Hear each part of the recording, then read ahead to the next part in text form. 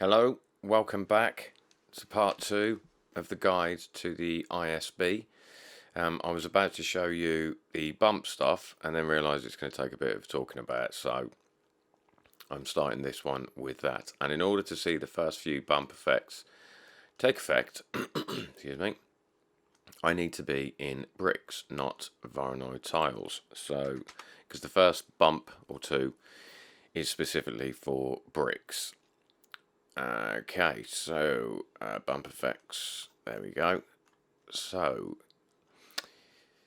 I've got loads of bump effects mixes turned up here and I don't want any of them. Let me just zero into any more, zero onto the R. There we go. And that's a lot. Okay, so the brick shape bump FX, first of all, turn that on to 1. And now it's using this. I should actually put that above this. Oh, I'll do that. Incorporate more height. That's what this is. So you can see it's only affecting, this particular bump is only affecting certain bricks, and that's dependent on their height from the wall. If you incorporate more height by shift clicking and moving to the right, I believe, we'll see that it creeps further up the wall. And if it was all the way to 1, every brick, no matter how far away from the wall it is, will have that bump. So at 0.4 it's like that. If you put it 0.2, we'll see less of them. So that's what the incorporate more height does, but it needs this brick shape bump FX mixed in, so that's why I'm going to put that at the top here. And you've got object UV mapping again. It's set to UV for this, so all matches up. Scale, if you want it gone completely, just put it to 0. There you go. But it's on 100, and that's just the scale of this roughness.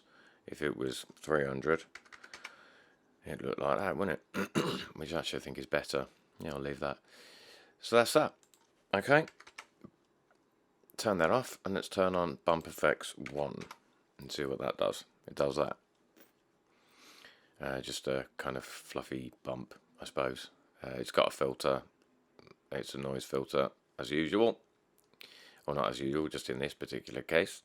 So then we'll turn that off, and let's look at bump effects 2, which for some reason has objects and generated. I'm not sure why. Why not? I guess. Why not? Maybe I should put that to UV. Or it probably is UV, I just haven't changed the wording to UV. It does that. Kind of sporadic. There you go, you've got your filters. I've put a couple of scales in for this, vertical and horizontal, so you can stretch it. And that looks like a Musgrave, because you've got detail and you've got dimension. And lagunarity. Okay. That's bump effects 2. Bump effects 3 looks like this. Cracks. And that would be to distort the cracks, like that. Okay. That's bump effects 3. Bump effects. Bump effects. And it's got a scale as well, and a shape. Same as shape ramp. So, as you can see, the white is pulled right up to the black. Cracks bump. There they are. Scale and randomness. That's cracks bump. Cracks bump. And random holes. Puts random holes all over the spot. Scale, detail, roughness, distortion. Now the noise filter. That is the bump done. We have finished the bump. I guess now I should do colour effects, and then guide part 3 probably will be inside the group. And then, God, well, I might have to do a 4 for texture baking. Crikey. No biggie. I've just noticed my camera's not moving at the bottom. Does that mean, tell me that's still recording? It's still recording. So colour effects. Let's have a look. Again, object position, and not even again, just, object position. So that will be if you're copying something and you want the filter to look different depending on where it is in the scene, you'd slide that to position. So if we slide up colour effects 1, we get this. And this is the Color Effects 1 ramp, which I'm going to remove the black because you don't need that, because this is set to screen, which is why you can only see the light white colours. So if I just change that to something a bit more visible, you'll see it better. So yeah, the black is, because this is set to screen, black has been ignored, it's transparent, it's only displaying this garish. That is actually my least favourite colour. Be gone. Something else.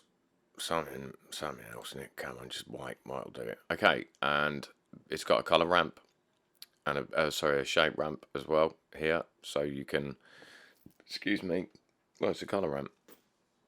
Fiddle around with it, black and white, you see, or actually in this case, position 2 is black and position 1 is white. And you've got a filter, which is another noise with its 2 scales, and that's Color Effects 1. We can lose that and put in Color Effects 2. And this one, I believe,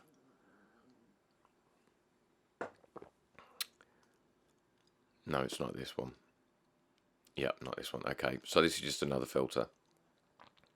Scale, detail, dimension. This one's based on a Musgrave, so we put that to like 0.2. We might see a bit more detail. Yes, we do. Color 1, color 2. I believe this one's set to multiply, so I will remove the white, because you don't need to change that. You could do, but maybe, shut up, Nick. Okay, it's got its filter. There you go. Okay, so let's lose that to 0 and put Color Effects 0. I said, do as I bid you, Blender. So this one is what I have used to have dust, for instance, at the bottom of an object, or dust at the top and at the bottom. It's a wave filter. And if I up the scale dramatically, well, that's clearly too much. Right, here we go. You can see there's a wave happening here. This, can I make that, is it set to multiply? I need to make it so we can see it a bit clearer. Is it set to multiply or screen?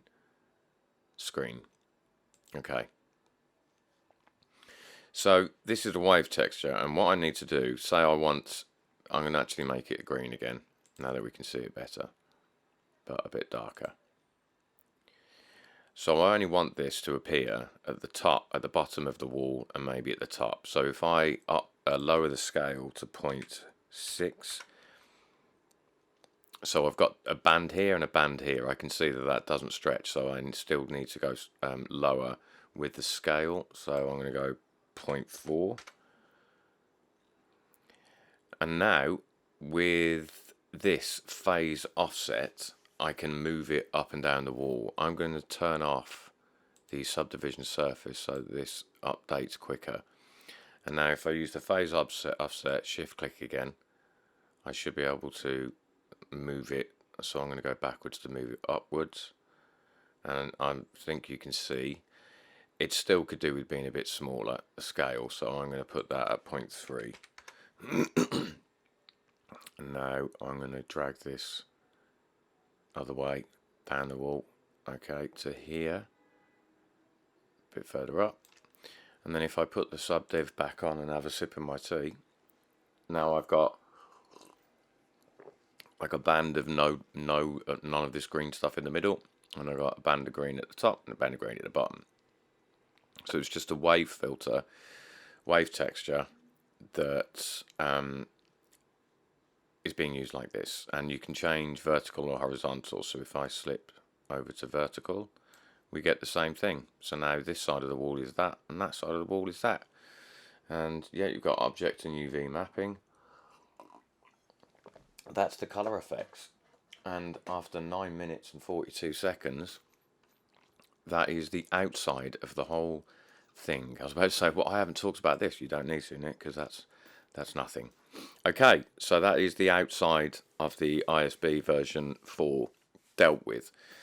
The next one we will start to discuss, or hopefully get through it all. This. It shouldn't take too long. Okay, wicked. I'll see you in the next one. I've been Nick, you've been you. Until then, farewell.